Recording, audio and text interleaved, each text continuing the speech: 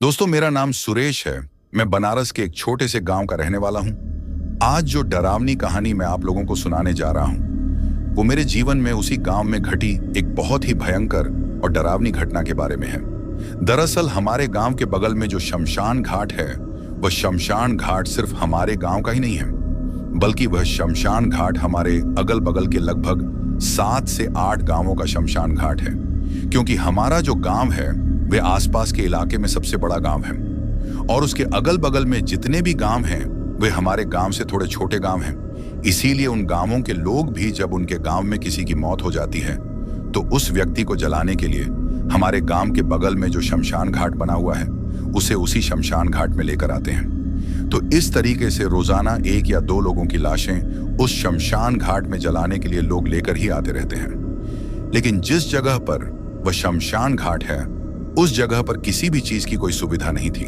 यानी कि जो लोग भी अंतिम संस्कार में शामिल होने के लिए आते थे उन लोगों के लिए वहां पर व्यवस्था नहीं थी। इसी वजह से इस चीज को देखते हुए मेरे जो पिताजी थे उन्होंने यह दिमाग लगाया कि अगर मैं उस शमशान घाट के बिल्कुल सामने सड़क के बगल में एक छोटी सी दुकान खोल लूं तो उस दुकान पर मेरी अच्छी खासी बिक्री हो जाएगी और मेरा घर का खर्चा काफी ठीक तरीके से चल जाएगा। क्योंकि उस वक्त मेरे पिताजी बिल्कुल बेरोजगार थे और इस तरह का विचार गांव में किसी भी दूसरे व्यक्ति के दिमाग में नहीं आया था। क्योंकि भला कोई भी शमशान घाट के सामने दुकान क्यों डालना चाहेगा? क्योंकि शमशान घाट तो एक बहुत ही डरावनी जगह होती है, और हमारे गांव का जो शमशान घाट था वह तो दिखने में सबसे ज्यादा डरावना था। क्योंकि उस शमशान घाट के चारों तरफ बड़ी बड़ी झाड़ियां और पीछे की तरफ बिल्कुल खुला पड़ा रेतीला मैदान था। इसी वजह से दिन ढलने के बाद कोई भी शमशान घाट की तरफ जाने की गलती नहीं करता था, क्योंकि सभी को इस बात का पता होता था कि वह जगह आसपास के इलाके में सबसे ज्यादा डरावनी जगह है। हालांकि वहां पर आज तक किसी ने ऐसा कुछ देखा नहीं था जिसकी वजह से उस जगह को भूतिया कहा जा सके। लेकिन जैसा कि सभी जगह पर माना जाता है कि शमशान घाट एक डरावनी जगह ही होती है, क्योंकि सभी लोगों के मन में उस जगह के बारे में यह मानना होता है कि वहां पर जिन लोगों की लाशें जलाई जाती हैं उनकी आत्मा वहीं आसपास में ही भटकती रहती हैं। लेकिन शायद इन सब चीजों से मेरे पिताजी को कोई फर्क नहीं पड़ता था, और इसी वजह से मेरे पिताजी ने शमशान घाट के बिल्कुल सामने की तरफ से जो सड़क गुजरती थी उस सड़क के बगल में शमशान घाट का जो गेट था उसके बिल्कुल सामने एक दुकान खोली थी। और उन्होंने वह दुकान कोई पक्की दुकान नहीं खोली थी, बल्कि उन्होंने एक लकड़ी का खोखा बनवाया था जिसमें कि मुश्किल से 2 या 3 आदमी ठीक तरीके से बैठ सकते थे, जिसमें बीड़ी गुटखा सिगरेट इस तरह का सामान होता था। लेकिन दुकान डालने के बाद में जब मेरे पिताजी को इस बात का एहसास हुआ कि अंतिम संस्कार में आने वाले लोगों में कुछ लोग ऐसे भी होते हैं जिनको शराब की भी तलब होती है, तो इसी वजह से मेरे पिताजी उस दुकान पर चोरी छुपे शराब भी बेचने लगे थे। और शराब बेचने के बाद ही उनकी काफी मोटी कमाई होने लगी थी, क्योंकि वह वहां पर दुगने दामों में शराब की बोतल बेचते थे। और अंतिम संस्कार में आने वाले लोग या फिर गांव के ही कुछ ऐसे लोग थे जो गांव से थोड़ा दूर निकलकर रोजाना शाम के वक्त वहां पर आकर शराब पीते थे। और जो लोग शराब के आदी थे उनको अब गांव के गांव में ही शराब मिलने लगी थी, जिसके चलते वह लोग उस चीज के लिए दुगने दाम देने को भी तैयार थे। इसी वजह से जो लोग अंतिम संस्कार में आते थे उनके साथ साथ ही गांव के भी लगभग 20 से 30 लोग ऐसे थे जो रोजाना शाम के वक्त शराब पीते थे। तो इस तरीके से मेरे पिताजी की हर रोज की लगभग 40 से 50 बोतल शराब की बिक जाती थी, और हर बोतल धुने दाम में बिकती थी, जिसकी वजह से मेरे पिताजी को काफी अच्छा खासा मुनाफा होता था। लेकिन फिर पिताजी खुद भी शराब की लत के आदी थे, जिसके चलते धीरे धीरे उनकी तबीयत बिगड़ती गई और एक दिन वह हम सभी लोगों को छोड़कर चले गए। पिताजी के जाने के कुछ दिन बाद तक तो वह दुकान बंद रही, लेकिन दुकान बंद रहने के चक्कर में हमारे घर का खर्चा चलना काफी मुश्किल हो गया था। अब उस वक्त तक मेरी शादी भी हो चुकी थी, लेकिन अब तक मैं भी बिल्कुल बेरोजगार ही घूम रहा था, क्योंकि पिताजी अच्छी खासी कमाई कर रहे थे। इसी वजह से मुझे कहीं पर जाने की जरूरत ही नहीं पड़ रही थी। लेकिन फिर मेरी माँ मुझसे कहती हैं कि अब तुमको ही दुकान चलानी पड़ेगी। घर पर रहने की वजह से मेरी घरवाली भी मुझ पर काफी ज्यादा गुस्सा करती थी कि तुम कहीं पर भी कुछ काम करने के लिए नहीं जाते हो। इसी वजह से मैं तय कर लेता हूं कि पिताजी की उस शमशान घाट वाली दुकान को अब मैं चलाऊंगा। अब मैं उस दुकान को चालू कर देता हूं। और मैंने उस दुकान को इतनी अच्छी तरीके से वापस से शुरू किया था कि अब मैं पिताजी से भी अच्छी खासी कमाई करने लगा था। मैंने उस दुकान पर बाकी चीजों के साथ साथ चाय और बिस्किट बेचना भी शुरू कर दिया था, जिसकी वजह से मेरी थोड़ी अच्छी खासी कमाई होने लगी थी। लेकिन मैंने पिताजी के उस शराब वाले धंधे को बंद नहीं किया था। मैं आज भी शराब की बोतलें वहां पर दुगने दामों में बेचता हूं, लेकिन मैं खुद कभी भी पीने के लिए शराब को हाथ नहीं लगाता हूं। पर एक दिन जब शाम के वक्त मैं दुकान को बंद करके अपने घर पर आ गया और जब मैंने सुबह जाकर वापस दुकान को देखा तो मेरे होश उड़ गए, क्योंकि किसी ने मेरे उस लकड़ी के खोखे वाली दुकान से उसका ताला तोड़कर सारा सामान चुरा लिया था। और शराब की तो उसने एक बोतल भी नहीं छोड़ी थी। उस दिन मुझे लगभग 20 से 25 हजार का नुकसान हुआ था। अब पूरे गांव में यह बात फैल गई थी कि दुकान से सामान की चोरी हो गई है, लेकिन कोई भी इस चीज को बताने के लिए तैयार नहीं था कि उसने किसी को दुकान से सामान चोरी करते हुए देखा है या नहीं। फिर उसी दिन से मैं यह तय करता हूं कि मैं आज के बाद रात के वक्त भी मेरी दुकान में ही रहूंगा। यानी कि मैंने घर वालों को बोल दिया था कि शाम के वक्त मेरा खाना दुकान पर ही पहुंचा दिया करो, और सुबह के वक्त जब खाना देने आओ तो शाम वाले खाने के बर्तन वापस ले जाया करो। और इस तरीके से अब मैं उसी दुकान पर रुकने लगा था। लेकिन जिस पहली रात मैं दुकान पर रुका, वह रात मेरे लिए काफी ज्यादा डरावनी थी, क्योंकि आज से पहले मैं कभी भी शमशान घाट के इतने पास में रात के वक्त नहीं रुका था। रात को मैंने अपनी दुकान बंद करने के बाद में सारा सामान दुकान के अंदर रख दिया और उस लकड़ी के खोखे में ही इतनी सी जगह रख ली कि मैं उस दुकान में अपने पैरों को समेटकर आराम से सो सकूं, और फिर खुद उस खोखे के अंदर बैठकर उस दुकान का दरवाजा बंद कर लेता हूं और सो जाता हूं। लेकिन जैसे जैसे रात गहरी होती जा रही थी, वैसे वैसे ही शमशान घाट के अंदर से कुत्तों के अजीब अजीब तरीके से भौंकने और रोने की आवाज में भी मुझे सुनाई दे रही थी। उन आवाजों के कारण मुझे काफी देर तक नींद नहीं आ रही थी। इस वजह से मैं थोड़ा ऊपर की तरफ उठकर मेरी दुकान के उस लकड़ी के दरवाजे के अंदर जो छोटे छोटे छेद हो रहे थे, उन छेद से अपनी आंख लगाकर बाहर का नजारा देखने की कोशिश करता हूं। उस वक्त मुझे दिखाई देता है कि शमशान घाट किसी मौत के बवंडर की तरह दिखाई दे रहा है। रात के वक्त उस शमशान घाट इतना ज्यादा डरावना दिखाई देता है, इसका मुझे जरा भी अंदाजा नहीं था। लेकिन सिर्फ डरने के अलावा मुझे वहां पर कुछ भी ऐसा दिखाई नहीं देता है जिसकी की वजह से मैं मेरे मन में यह तय कर सकूं कि यहाँ पर कोई आत्मा वात्मा भटकती है। और उस रात के बाद धीरे धीरे मेरी वहां पर रहने की आदत पड़ जाती है। अब मैं हर रात को बड़े ही आराम से वहां पर रहने लगता हूं। लेकिन एक चीज हर रात वहां पर होती ही रहती थी कि रात को जब मैं सोता था तो मुझे शमशान घाट में जलती उस चीता की आग की लपटें सुनाई देती थी, क्योंकि जब कोई दिन के वक्त किसी इंसान की लाश को वहां पर जलाकर जाता था तो पूरी रात उस आदमी की वो चेता जलती रहती थी। और जब तेज तेज हवाएं चलती थीं तो उन हवाओं में उन आग की लपटों की आवाज मुझे मेरी दुकान के अंदर भी सुनाई देती थी। और बीच बीच में तो उस जल रही लाश के अंदर से अलग अलग तरह के विस्फोटों की आवाज भी मुझे मेरे कानों तक सुनाई देती थी। उस आवाज को सुनकर ऐसा लगता था कि जैसे कोई शमशान घाट के अंदर पटाखे छोड़ रहा हो। अब कुछ इसी तरह की आवाज मुझे जब मैं उस दुकान के अंदर लेटा रहता था तो सुनाई देती थी, लेकिन अब वह सब मेरे लिए आम बात हो चुकी थी। लेकिन फिर एक दिन एक ऐसी रात आती है जिस रात को मैं आज तक भी नहीं भुला पाया हूं। दरअसल उस रात भी मैं शाम ढलने के बाद से ही अपनी दुकान के बाहर का सारा सामान समेटकर अब दुकान को बंद करने की तैयारी में था। शाम होते ही मेरा छोटा वाला लड़का मुझको मेरा खाना दुकान पर देकर वापस घर पर चला गया था, और उसके जाते ही मैंने भी खाना खत्म करके सोने की तैयारी कर ली थी। अब बाकी के दिनों की तरह ही मैं दुकान के उस लकड़ी के बने हुए खोखे के अंदर बैठकर अंदर से दरवाजा बंद कर लिया था। लेकिन अभी बरसात का मौसम आ चुका था और हर रोज लगभग शाम होते होते ही काले काले बादल गरजने लगते थे। उन्हीं गरजते हुए बादलों के साथ ही बारिश आना भी शुरू हो जाती थी। और आज भी कुछ वैसा ही हो रहा था।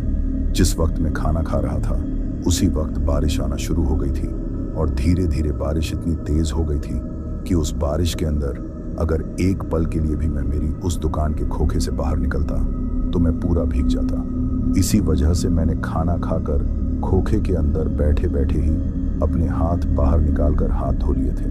अब मैंने अपने उस खाने के टिफिन को बाहर ही रख दिया था। हर रोज ही लगभग ऐसा ही किया करता था। खाना खाने के बाद मेरे टिफिन को बाहर ही रख देता था और सुबह का खाना देने जब मेरा लड़का दुकान पर आता था तो वह शाम वाले टिफिन को अपने साथ वापस घर पर ले जाता था। अब शमशान घाट में हर रोज लगभग 1 से 2 लोगों की लाशें आती ही रहती थी और दिन के वक्त वहां पर मेरी काफी अच्छी खासी बिक्री होती रहती थी। लेकिन आज शमशान घाट में सिर्फ एक लाश ही जलने के लिए आई थी। अब वह किसी बूढ़े आदमी की लाश थी या किसी जवान आदमी की थी, यह तो मैंने किसी से भी नहीं पूछा था, क्योंकि अब मेरे लिए तो यह रोज का काम हो गया था। लेकिन अब भी वो लाश शमशान घाट में चिता पर जल रही थी, क्योंकि जो लोग भी उस लाश को जलाने के लिए लेकर आए थे वो शाम के लगभग 5 बजे के वक्त आए थे और उस लाश को आग देने के बाद में वो लोग लगभग 1 से 1.5 घंटे के बाद ही चले गए थे। यानी कि उन्होंने उसका पूरी तरीके से जलने का भी इंतजार नहीं किया था, क्योंकि जैसे ही उन्होंने उस लाश को आग दी थी तो उसके थोड़े ही देर बाद बारिश आना शुरू हो गई थी और पूरे शमशान घाट में बारिश से बचने की कोई भी जगह नहीं थी। कुछ लोग थे जो मेरे खोखे के बाहर मैंने जो प्लास्टिक का त्रिपाल लगा रखा था उसके नीचे आकर अपने आप को बारिश से बचाने की कोशिश कर रहे थे, लेकिन उसके नीचे भी इतनी जगह नहीं थी कि जितने लोग शमशान घाट में अंतिम संस्कार में आए थे वो पूरे के पूरे लोग ही उसके नीचे आकर अपने आप को बारिश से बचा सके। इसी वजह से बारिश आते ही आधे से ज्यादा लोग तो वापस अपने अपने घरों की तरफ लौट चुके थे और कुछ गिने चुने लोग ही वहां पर रुके थे, जो उस वक्त मेरी दुकान के सामने उस तिरपाल के नीचे अपने आप को बचाने के लिए खड़े हुए थे। लेकिन फिर धीरे धीरे जैसे ही 1-2 बार बारिश बीच में रुकी तो वह लोग भी मौका देखकर वहां से अपने घर के लिए निकल चुके थे और अब तक शमशान घाट में वह चिता धधक धक कर जल रही थी। सोते वक्त जब मैंने अंतिम बार शमशान घाट की तरफ अपनी नजरें घुमाई थी तो उस वक्त भी मुझे वह चिता काफी तेज आग की लपटों के साथ जलती दिखाई दी थी। लेकिन फिर मैं अपनी दुकान के छोटे से लकड़ी के दरवाजे को बंद करके सो गया था। जिस वक्त मैं सोया था उस वक्त रात के लगभग 8 बज रहे थे, लेकिन लगभग 9 घंटे के बाद रात के 11 बजे के वक्त मुझे टॉयलेट करके आने का एहसास होता है। इसी वजह से मैं मेरी दुकान से उठकर दुकान का दरवाजा खोलता हूँ। लेकिन जैसे ही मैं अंदर से दुकान का दरवाजा खोलता हूँ और दुकान के खोखे के नीचे रखी हुई मेरी चप्पलों की तरफ नजर दौड़ाता हूँ तो मेरी आंखें फटी की फटी रह जाती हैं और मैं काफी ज्यादा डर जाता हूँ, क्योंकि उस वक्त जैसे ही मैंने नीचे रखी हुई चप्पलों की तरफ अपनी नजरें दौड़ाई तो मुझे वहां पर एक ऐसी चीज दिखाई देती है जिसको देखकर मेरी हालत खराब हो जाती है। दरअसल उस वक्त मेरी चप्पलों के पास में ही इंसान का एक छोटा सा कटा हुआ हाथ पड़ा हुआ था, जो कि पूरी तरीके से आग में जला हुआ था और जिसमें से धुआं उठ रही थी। उस वक्त वो एक इंसान की हाथ की हथेली थी। उस जले हुए इंसान के हाथ को इस तरह से मेरी दुकान के पास में पड़ा हुआ देखकर मैं काफी ज्यादा घबरा जाता हूँ। पहले भी 1-2 बार ऐसा हुआ था कि कोई इंसानी अंग मेरी दुकान के आसपास में पड़ा हुआ मुझे दिखाई दिया था, लेकिन वह कोई जलता हुआ अंग नहीं था, बल्कि किसी चेता के पूरी तरीके से झलक राख हो जाने के बाद में अगल बगल में घूमने वाले कुत्ते उस शमशान घाट से ऐसी चीजों को अपने मुंह में उठाकर ले आते थे। लेकिन आज तो वह पूरी तरह से एक जलता हुआ हाथ था और जलती हुई चिता से तो कोई भी जानवर किसी भी इंसानी शरीर के अंग को लेकर नहीं आ सकता था। और उस वक्त मुझे वहां पर किसी भी जानवर के पैरों के निशान भी दिखाई नहीं दे रहे थे। उस चीज को देखकर मैं इतना ज्यादा डर गया था कि उस वक्त मुझे समझ में नहीं आ रहा था कि आखिर मैं क्या करूं। लेकिन फिर मैं थोड़ी हिम्मत दिखाते हुए अपनी दुकान से नीचे उतरता हूं और अपनी दुकान के बगल में ही मैंने जो लोहे का एक छोटा सा सीरिया रख रखा था, मैं उस सीरिये को उठाता हूं और उस सीरिये की मदद से उस इंसानी जले हुए कंकाल को वहां से उठाकर दौड़ते हुए शमशान घाट के अंदर जाता हूं। लेकिन जैसे ही मैं शमशान घाट के अंदर जाता हूं तो सामने का नजारा देखकर आगे की तरफ मेरे बढ़ते हुए मेरे कदम कप आने लगते हैं, क्योंकि उस वक्त शमशान घाट का नजारा काफी ज्यादा डरावना था। एक तो ऊपर से पड़ती हुई बारिश की तेज बूंदें और साथ ही तेज तेज चल रही उस हवा की वजह से शमशान घाट के अंदर जो पीपल और बरगद के पेड़ थे उनके पत्तों की अजीब अजीब तरह की डरावनी आवाजें आ रही थी, जो उस वक्त शमशान घाट के माहौल को और भी ज्यादा डरावना बना रही थी। लेकिन फिर मैं किसी तरह से हिम्मत करके उस जलती हुई चिता के पास में जाता हूं और उस आधे जले हुए हाथ को उस चिता के अंदर फेंक कर वापस दौड़ते हुए अपनी दुकान की तरफ आ जाता हूं। लेकिन जैसे ही मैं उस हाथ को उस जलती हुई चिता में फेंक कर दा डरते हुए वापस अपनी दुकान की तरफ आ रहा होता हूं, तो वापस मुड़कर दौड़ते ही मुझे मेरी पीठ पीछे से किसी के रोने की आवाज सुनाई देती है। और रोने की आवाज जब मैं सुनता हूं तो मुझे एहसास होता है कि वह आवाज किसी बड़े इंसान की नहीं है, बल्कि वह तो किसी बहुत ही छोटे बच्चे की है। लेकिन उस वक्त मेरे अंदर इतनी भी हिम्मत नहीं थी कि मैं पीछे की तरफ पलटकर देख सकूं कि वह आवाज किसकी आ रही है, क्योंकि मुझे इस बात का भली भांति अंदाजा था कि रात के वक्त शमशान जाग जाता है और शमशान घाट में रहने वाली डरावनी आत्माएं अपने रौद्र रूप में आ जाती हैं। और जो कोई भी उस वक्त शमशान घाट के अंदर जाने की गलती कर देता है, उसके साथ कुछ ऐसा होता है जिसकी उसने कभी कल्पना भी नहीं की होती है। इन्हीं सब चीजों को सोचते हुए मैं डर के मारे पीछे की तरफ बिना देखे ही दौड़ते हुए शमशान घाट से निकलकर उस सड़क को पार करके सामने की तरफ मेरी जो दुकान थी उस दुकान के अंदर आकर बैठ जाता हूं और दुकान के अंदर आकर बैठते ही दरवाजे को बंद कर लेता हूं। लेकिन अब दरवाजे को बंद करने के बाद मैं उस दरवाजे के अंदर जो छोटे छोटे छेद थे उन छेद से अपनी आंख लगाकर उस शमशान घाट की तरफ देखने की कोशिश कर रहा था। लेकिन उस वक्त मुझे उस शमशान घाट में उस अंधेरे के बीच जलती हुई चिता की रोशनी के अलावा कुछ भी दिखाई नहीं दे रहा था। लेकिन उस वक्त मुझे इस बात का जरा भी अंदाजा नहीं था कि जिस वक्त मैं शमशान घाट के अंदर गया था उस वक्त रात का कौन सा वक्त हो रहा था। पर जैसे ही मेरे दिमाग में ये चीज आती है तो मैं पास में ही पड़े हुए मेरे मोबाइल में टाइम देखता हूँ, तो उस वक्त रात के बिल्कुल 12 बज रहे थे। क्योंकि उस हाथ को वहां मेरी दुकान के पास में पड़ा हुआ देखने के बाद काफी देर तक तो मैं वहीं पर बैठा बैठा एक तक ये सोचने पर लग गया था कि मैं क्या करूं।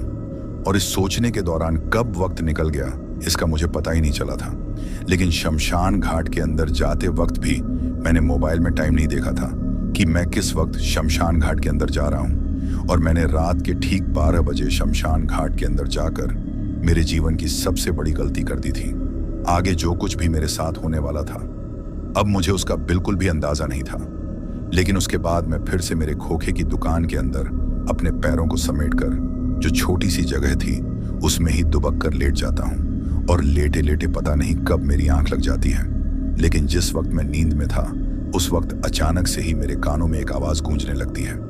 शुरू में तो मैंने नींद में उस आवाज को नजरअंदाज किया, लेकिन जब वह आवाज काफी तेज आने लगती है तब अचानक से मेरी आंखें खुलती हैं और आंखें खुलने के बाद भी मुझे वह आवाज लगातार सुनाई दे रही थी। वह आवाज किसी और चीज की नहीं बल्कि मेरी उस छोटी सी दुकान के दरवाजे के खटखटाना की थी।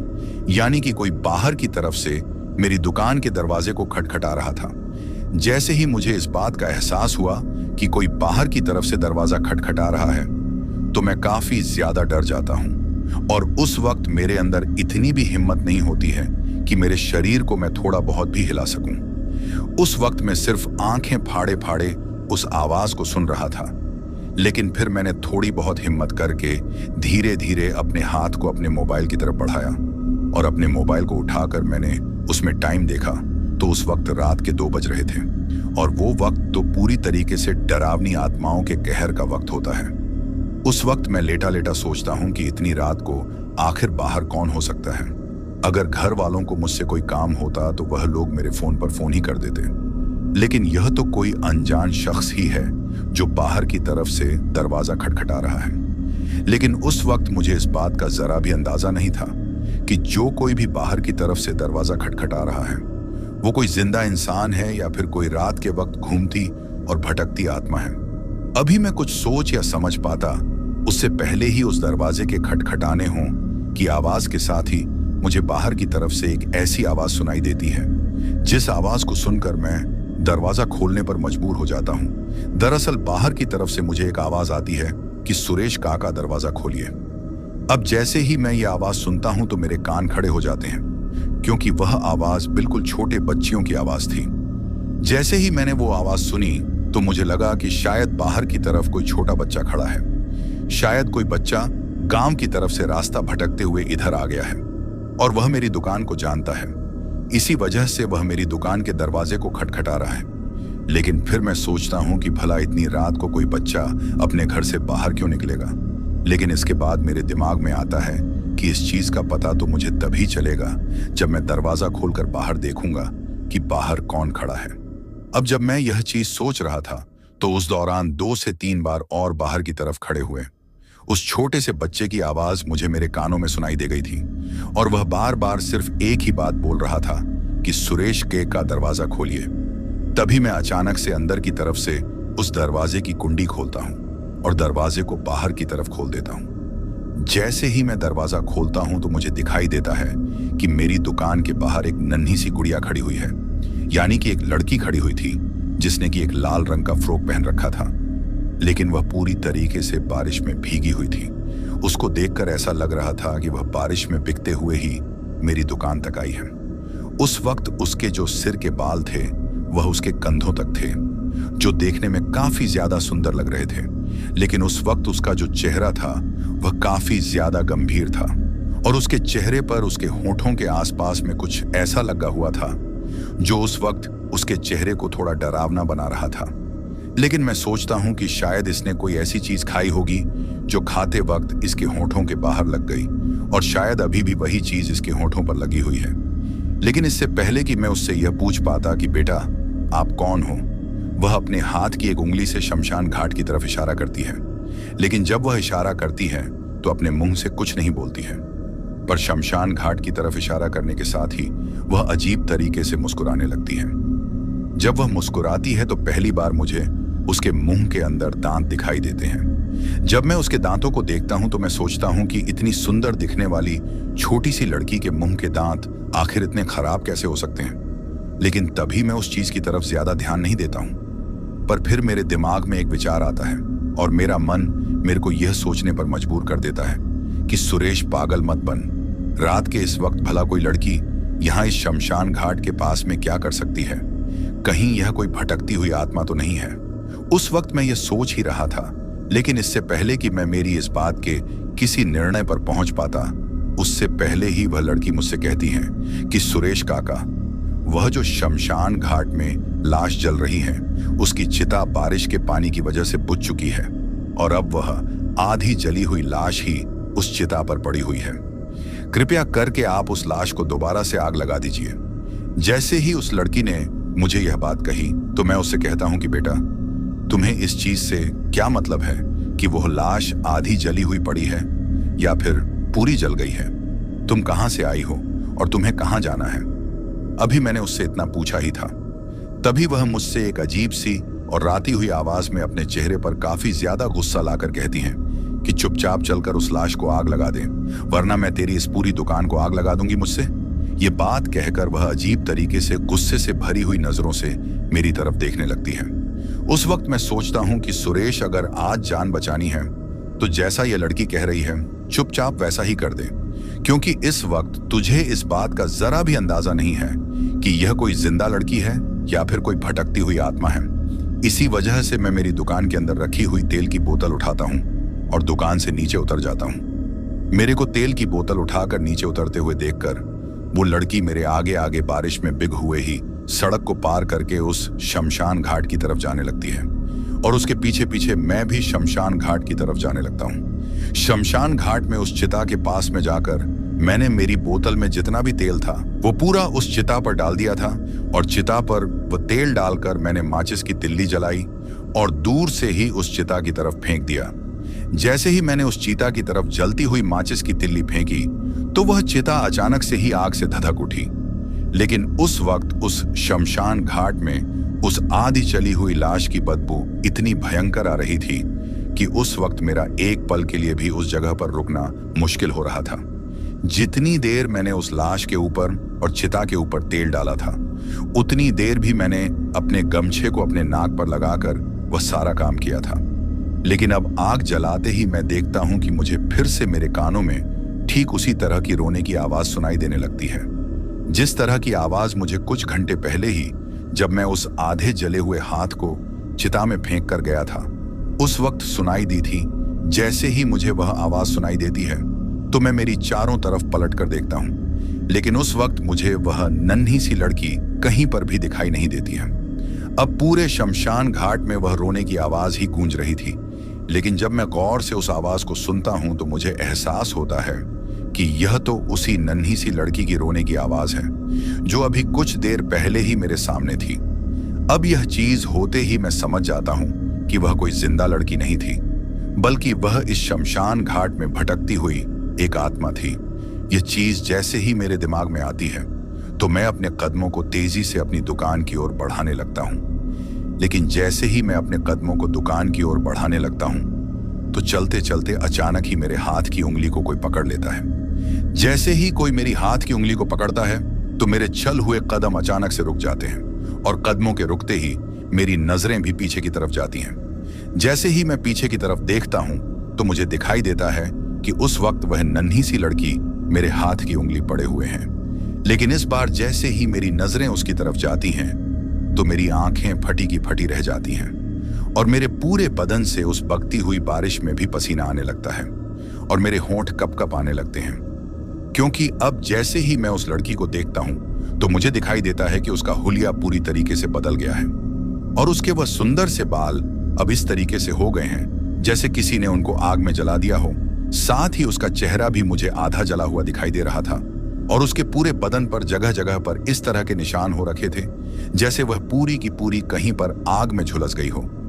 लेकिन इससे पहले कि मैं वहां पर कुछ कर पाता, वो नन्ही सी डरावनी लड़की मुझे कहती है कि जा कहां रहे हो, तुम्हें भी मेरे साथ ही इसी जगह पर रहना है। लेकिन उस वक्त मेरे अंदर इतनी भी हिम्मत नहीं थी कि मैं उसकी इस बात का कोई जवाब दे सकूं।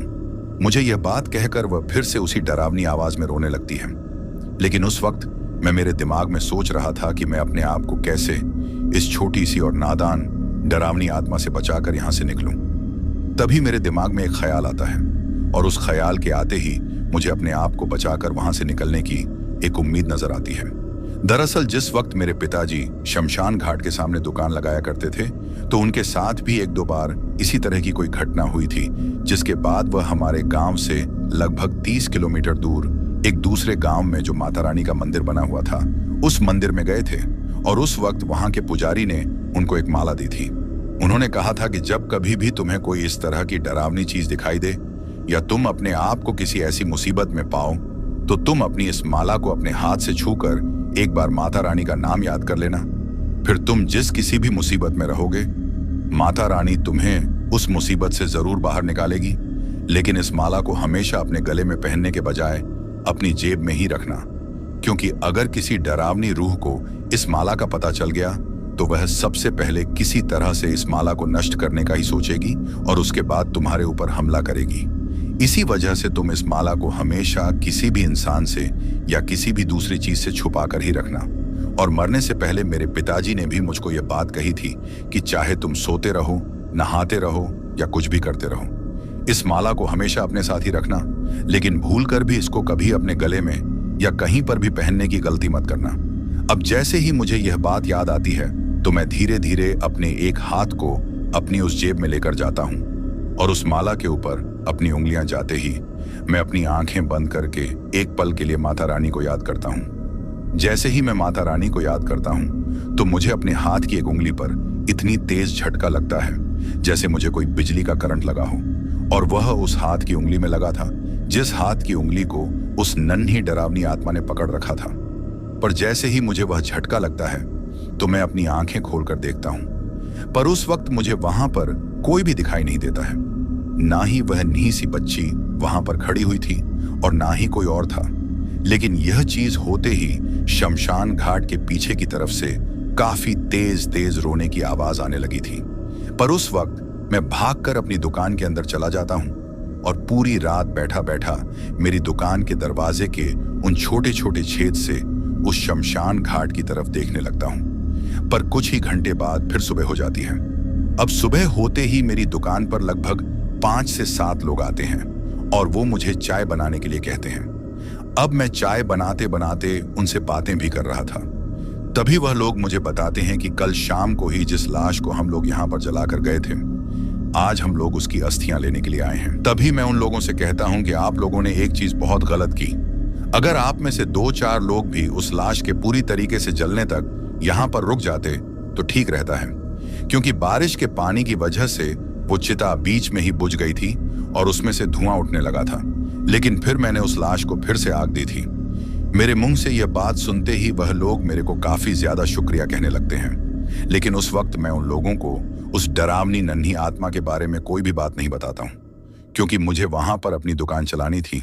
और अगर मैं किसी को भी यह बात कही होती तो वहां पर एक डर और भय का माहौल बन जाता। और रात के वक्त जो लोग भी वहां पर शराब पीने के लिए आते थे, वो लोग वहां पर आना बंद कर देते।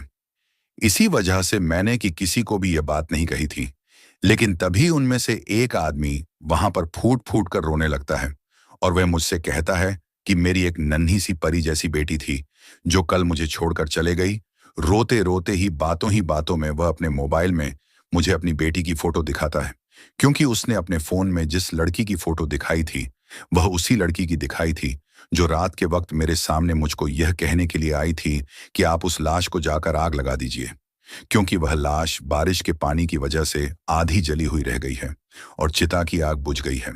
साथ ही उसने मुझे उस शमशान घाट में अपने साथ रोकने की भी कोशिश की थी। अब यह चीज देखते ही मैं काफी ज्यादा घबरा जाता हूँ, और मुझे एहसास होता है कि वह लड़की खुद ही अपनी बुझी हुई लाश को फिर से आग लगवाने के लिए मेरे पास आई थी। यानी कि उस वक्त वह जिंदा नहीं थी, बल्कि वह उसकी आत्मा थी।